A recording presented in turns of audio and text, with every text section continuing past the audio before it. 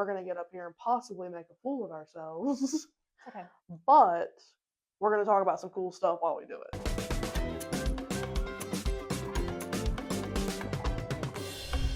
Welcome to Winterville in Motion, your inside look at the people, businesses, and ideas moving our community forward. Co-hosted by the Winterville Chamber of Commerce in the Town of Winterville, this podcast is all about celebrating local success, sharing what's happening around town, and spotlighting those who are building something meaningful right here at home. Let's get started. Welcome to our first episode. My name is Rebecca Cavness. I'm the Executive Director of the Winterville Chamber of Commerce. I'm Tristan Daughtry. I'm the Economic Developer for the Town of Winterville.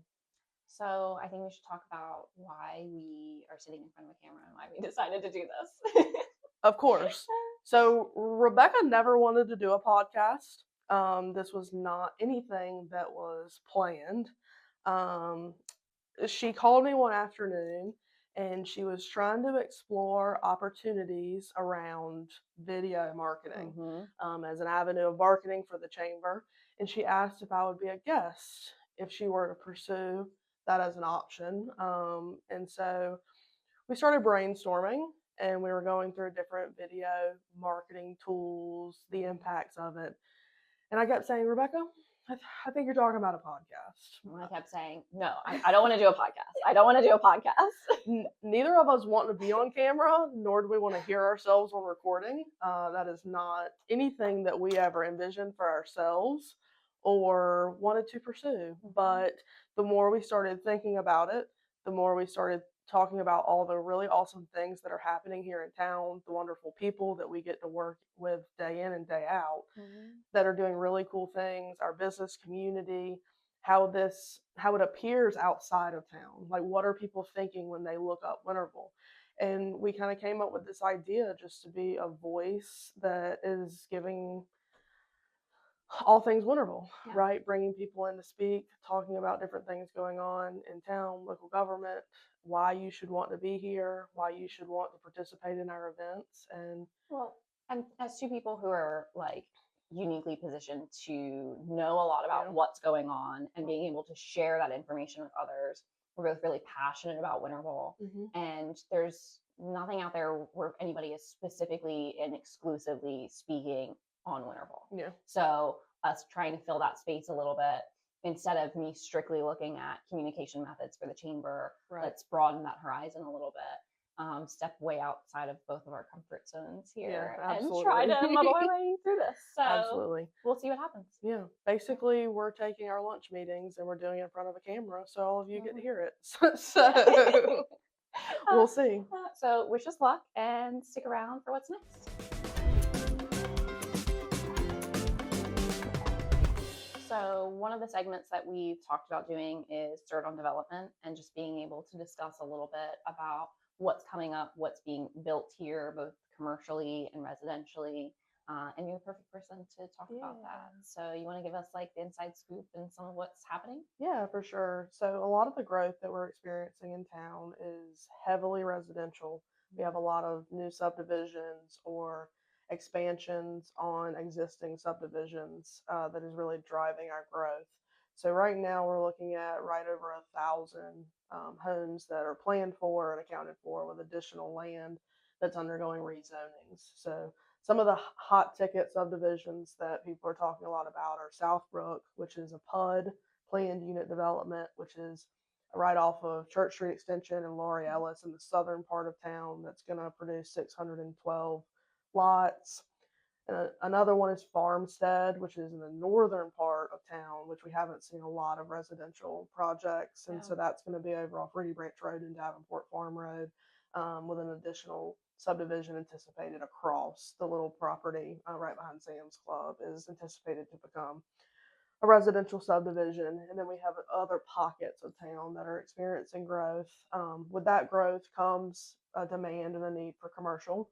So we are really excited about Vernon Square, which is a commercial development that's going to be right at the intersection of Vernon White Road and Highway 11, right at where it kind of loads into Mill Street that comes right into downtown where the Vernon White House used to sit. So that's going to produce a commercial strip with leasable retail spots, which is definitely a need that we have here in town. Mm. We have a couple of commercial spots that are available, but we have more people looking for space than what is currently available. So that's going to meet a large need, and that is going to be a huge development. There's additional phases Yeah. that we anticipate with that. Over on Fire Tower, we're excited about Freddy's, which is coming to the Winterville Commons development. And then Beacon Drive is receiving a lot of interest right now. There's construction happening over there, and then we have plans, or at least conversations about plans for Beacon. And so we anticipate that corridor to go under development pretty quickly and soon, which will offer a lot of diverse offerings. So I think there's a lot of cool things on the horizon. And I know there's more in the works with yeah. certain things that can't really be spoken about yet, but Mhm. hopefully coming soon Yeah. on those fronts. But like with the Vernon Square property, I mean, that's been a long time coming. I Mhm. think everybody's known something was happening. I know my phone was blowing up about it. I'm sure you were getting calls too. People Yeah. want to know what's happening. Well, and when they start burning down houses, people want to know what's going on. It's So reasonable. That's yeah. reasonable. But you know, that's one of those things. You know, we're not in control of what's Yeah. happening, but you know, we're in the loop a lot of times. So being able to share when you're able to, and I'm able to, Yeah. I think it's exciting. And the commercial development is needed For sure. because we have a lot of people who want space here. Right. So you have a demand so businesses are looking for space. That's a given. Our market is doing exceptionally well. Businesses that are here are happy here, and so you have a high level of demand. But when we talk about that residential growth, and we're growing in rooftops, we're growing in population, people are choosing to move here. You have to have services and space to be able to service that. And so the commercial is needed because there's a demand for it, but there's also a need from the population growth, the market, the people. As we're developing the southern part of Winterville that's not on the Greenville side, they need places to shop, get groceries, be able to provide for their families. And so that commercial growth goes hand in hand with residential growth. Yeah. Do you want to talk any about what's going on in like the Lowe's Foods shopping center? Because I mean that Yeah. alone was a big development, obviously. But are those spaces filled now, or So there are some additional spaces. So that has kind of been an ongoing process. So Lowe's Foods is a huge anchor to be able to support that development. Um, I think all of the spots in the strip with Lowe's Foods are full. I think there's an additional 2 spots in the other building. Okay. Slowly but surely, and we're really excited about what's gone into that development. It's diverse. It is. It's diverse. There's different restaurant and eating opportunities. There's a lot of fitness in that little area. That's cool. Aesthetics, things like that. So yeah, I mean it's been a cool win. And when you have a development like that, it is a huge economic driver. The economic impact to our town is huge. And so that's what we really work towards, is bringing developments like that offer the space, and then getting unique businesses in there.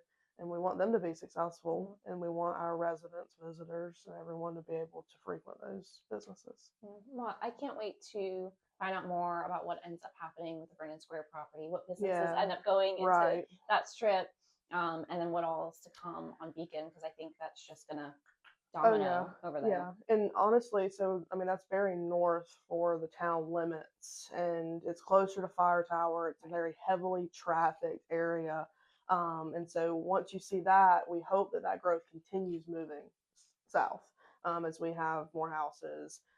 Most of the commercial development we're seeing is up there in that heavily trafficked corridor, so we hope that it continues coming this way, and we continue scoring big projects and bringing cool businesses and services and offerings and things like that to town.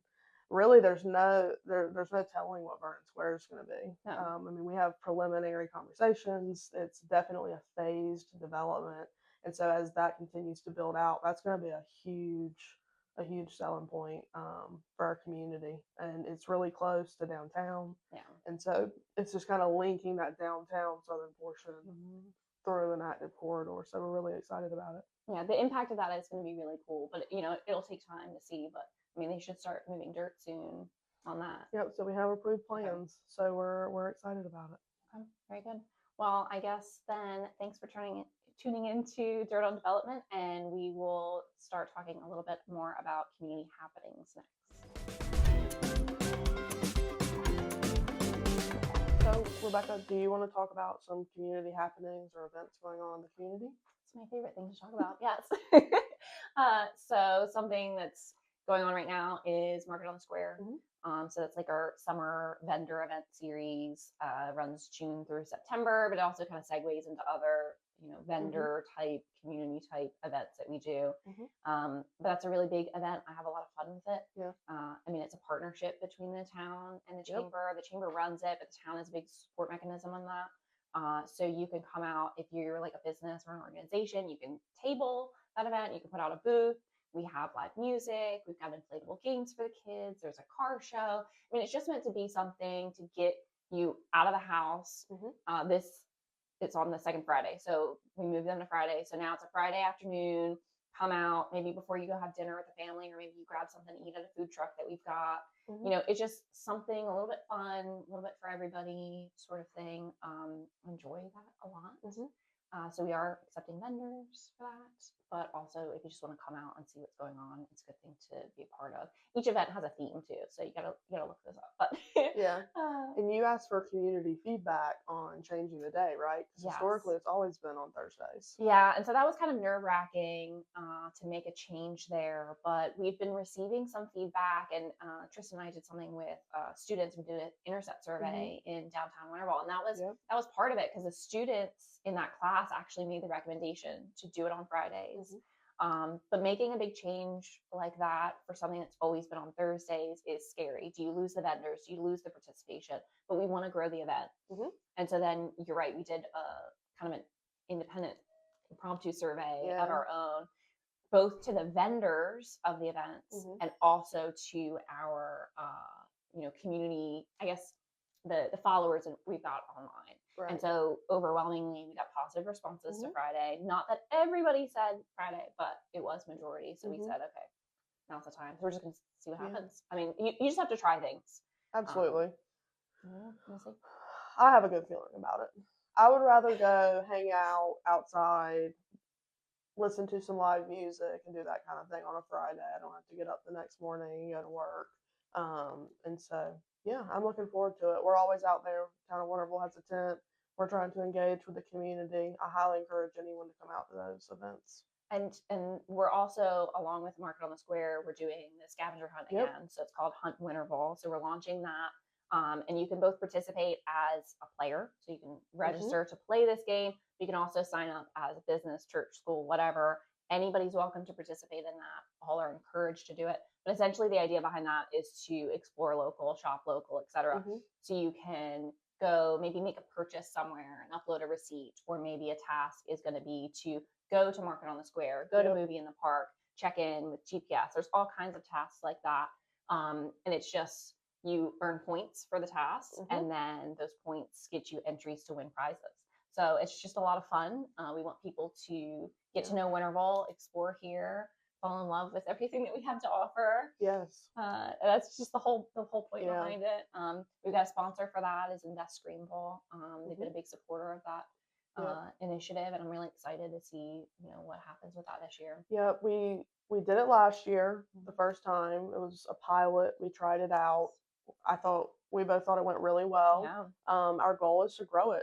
We want you to participate in it if you're a business and you want to try to encourage more people that might not shop with you or eat with you or visit you to do so. This is a great way to promote yourself. And then if you're someone that wants something to do this summer, places that you're probably already venturing to, whether it's to eat or shop, are probably going to be participating.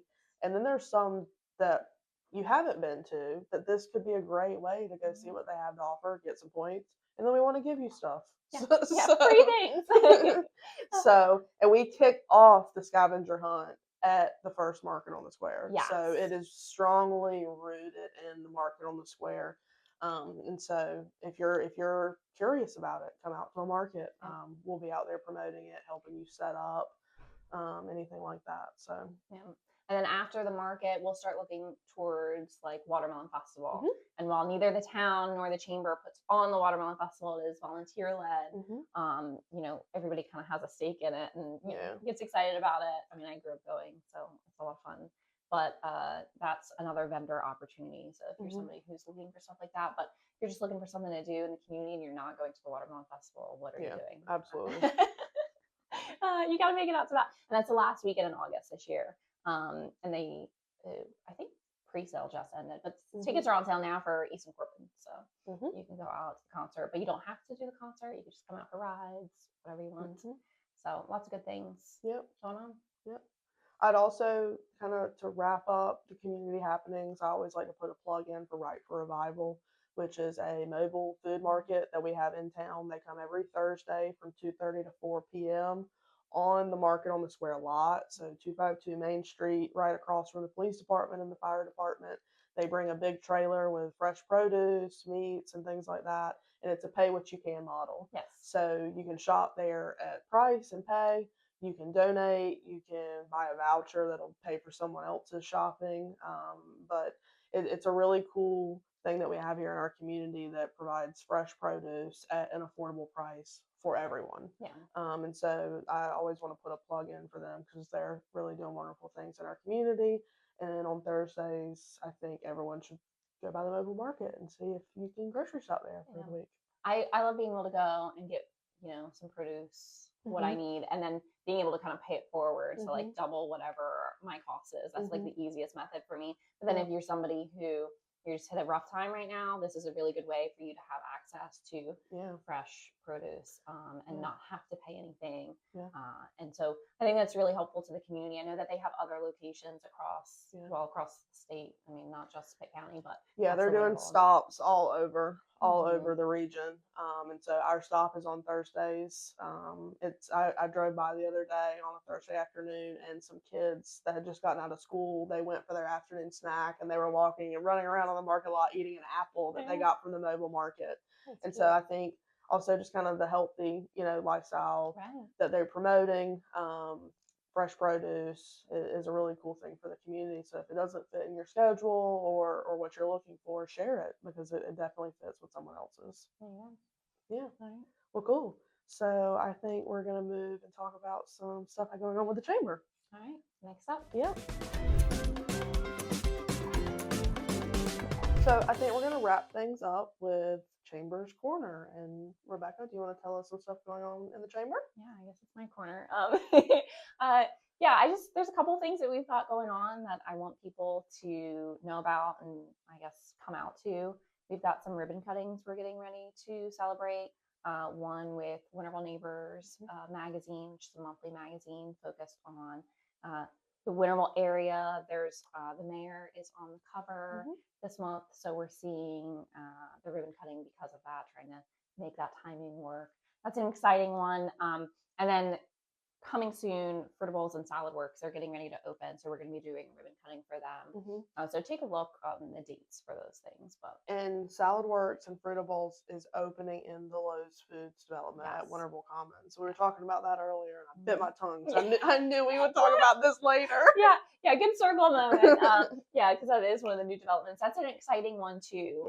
So I was really thrilled, you know, first when I heard that they were coming, and then when they reached out about becoming members and celebrating with us. So I'm looking forward to that. But then one of our annual events that we do is called Portraits and Pints. It's a partnership with Amy Lima Photos, who does like all our ribbon cutting photography and actually a lot of chamber photography in general. But we do a headshots event. So you can come out to that. We always host it at Local Oak. Chamber members get a little extra out of that. Like you get a meal, you get a drink. But anybody can come out and get their headshot done. It's free to come and get the headshot done, and then you decide afterwards if it's something that you want to purchase or not. So you get to proof them first. So I think that is really nice. And then she usually has a couple of options for you to select from. So if you don't like the one angle that you were at this way or whatever, but she does a really good job. And so no AI headshots, people. It can be, we'll get you together. And it's really inexpensive to purchase the headshot. So take a look at those things. I mean, it's all just living on our website. But I mean, of course, we've got other recurring events going on. We're always doing after hours, morning mingles, those types of things. But I won't bore you with all those details. In general, I think just getting on a quick little tidbit about the chamber, I want people to just know that we're small business oriented. Being able to be in the room with other business owners is a really powerful thing. Connecting with them, collaborating with them, and it's our role to support you. So Tristan and I work a lot together, inside and outside of a podcast. Yes. Being able to look at how we can support businesses better.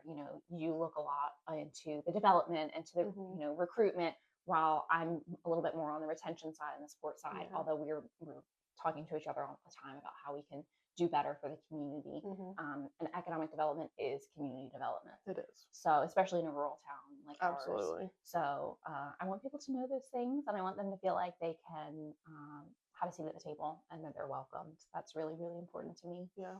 As somebody who grew up in small business, I just think that's key. Yeah.